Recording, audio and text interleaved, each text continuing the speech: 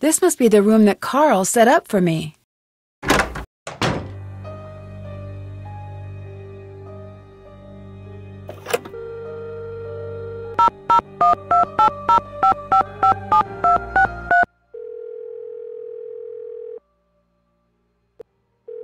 Hi, you get in touch with Ned yet? Not yet. Well, Joe's been keeping him company. That's good. Ugh, relationships. Tell me about it. It's funny that I'm more comfortable tracking down some dangerous saboteur than I am having one of those relationship talks. Same here. Occupational hazard, I guess. So, what's going on in Germany? I'm in a pretty spooky old castle, and the people here are being terrorized by a monster. What's your take on the situation? I'm not so sure. I've got a really strange feeling about this place. Well, if you need anything, give me a call. Will do. The people here seem to think that the same monster has been attacking the castle for years, maybe even centuries. Have you ever heard of anything like that before? Interesting. Well, nothing could live that long. Maybe it's a handy scapegoat. A scapegoat? Well, growing up, every time Joe broke something, he'd blame me. I'd do the same to him. Maybe whenever someone does something really awful, they take advantage of this monster story to throw suspicion off of themselves. Bye. Bye, Nancy.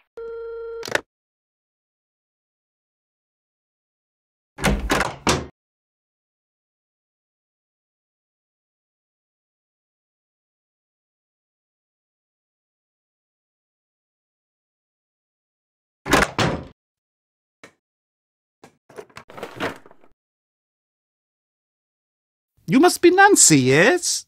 That's right. I'm here to help you take care of the monster sightings. Shh, shh. There is certainly no monster, Fräulein, and there have been no monster sightings. Everything is fine. There is no need for alarm. We have a huge monster problem here, literally and also figuratively. The monster is huge, and it is also a huge problem. I need your help. Why are you doing that? Doing what? Talking so loudly. Who is listening in? I am the Bürgermeister, Nancy. If I appear to be scared, how will everyone feel? The last thing I need is the castle newspaper picking up on how bad things are. The castle has its own newspaper? Of course. Doesn't yours? I don't really live in a castle. How do you protect yourself from peasant uprisings? It's never really been an issue. Can you tell me a little bit about this monster? What? You want details? It's a monster. It is monstrous. Get rid of it, please. And thank you. I like your lederhosen. Yes, get it out of your system now, Fräulein. What do you mean? No one likes lederhosen. Look at these. All of these straps and hooks and what have you. It's like I can't be trusted to keep my shirt on. Do you know how long it takes me to put these on in the morning? 9 minutes. And it's not like they look good. I look like a sad old Pinocchio. Then why do you wear them? It's part of Marcus's Bavarianization of the castle. He wants to give tourists a more authentic experience when they come here. It sounds like you're not a fan of that idea. I grew up here. I know authentic. If he wanted authentic, he should have come to me instead of stuffing the castle full of idiotic tourists. No offense to you and your fanny pack-wearing, loud-talking country people. It sounds like you don't like tourists. We have no business having tourists here. It isn't right. This thing, what is it? Why does everyone just call it the monster? Honestly, there is not much we know about it. What do you mean? Most of us have only seen the destruction it leaves behind. But it still seems like you would know enough about it to at least give it a name. After all this time? I heard it had a name long, long ago. The villagers, hundreds and hundreds of years ago, they knew the monster. They would leave food for him deep in the woods. They were all terrified of him, of course, but so were the wolves. If they kept the monster fed, he would not bother them, and they could raise their livestock in peace. But one night, the monster broke into the castle and kidnapped the Freiherr's only daughter. He was broken-hearted and decreed that the monster be killed on sight.